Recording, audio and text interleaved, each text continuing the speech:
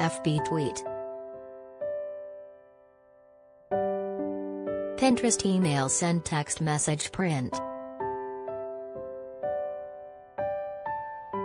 Barack and Michelle Obama are ringing in Easter with some throwback family snapshots. The former president, 60, and the former First Lady, 58, celebrated the spring holiday on Sunday with reflective messages shared on their respective Twitter accounts. Wishing all who celebrate today a blessed and joyful Easter, Barack wrote alongside a photograph of himself and his family celebrating Easter at the White House during his presidency. After a difficult couple of years, let's give thanks for all the gifts we enjoy, and the people who make this life special, he added.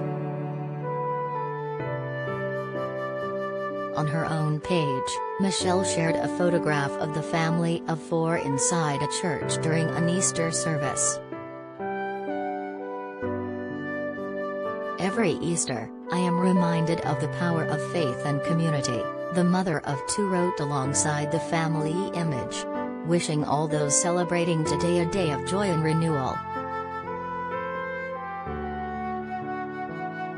Earlier this week, Barack opened up about how he and his wife became empty nesters after their daughters moved out during an interview on Today to promote the debut of his new Netflix series, Our Great National Parks.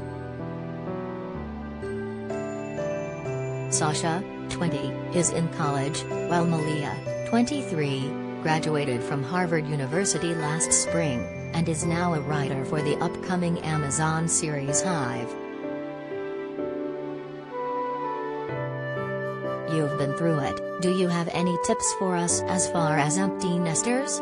Co-host Al Roker asked, as he and wife Deborah Roberts prepare to send their son Nick to college.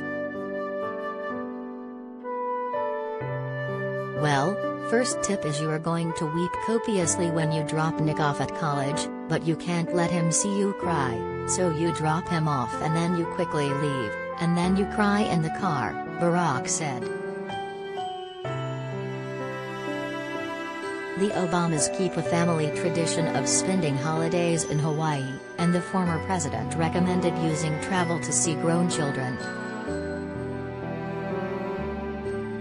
Tip number 2 is you try to bribe them with like nice trips. Hey, we're going to Hawaii, you guys want to come? So that they show up, he told Roker, 67. Michelle previously looked back at the evolution of her marriage in an interview with Last Year. Before the White House, before the kids, before careers, it was just me and Barack together shaping our lives, building a friendship, being one another's everything, she said. To stay up to date on the best of what has to offer, from juicy celebrity news to compelling human interest stories. That's what we were able to return to once the White House was over and the kids were grown and you knew they were okay, Michelle continued. We came through the struggle together, which makes our foundation even more solid than it was, the former First Lady added, noting, I am happy to say that I can now look up from all of that and look over across the room and I still see my friend.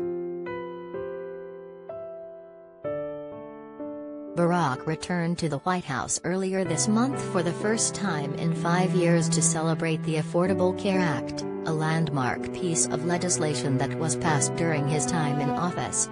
He was joined by current President Joe Biden, who served as his second-in-command for 8 years.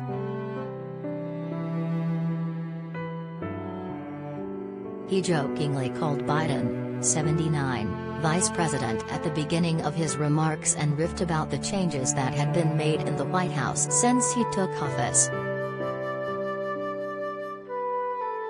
Barack touted the importance of strengthening the ACA, which was signed into law on March 23, 2010, which increased in popularity with time despite widespread Republican opposition. "Despite great odds, Joe and I were determined," he said. "Because we'd met too many people on the campaign trail who'd shared their stories. And our own families had been touched by illness." By Stephanie Winger at Stephanie Winger. By Nicholas Rice at Nicholas Aris.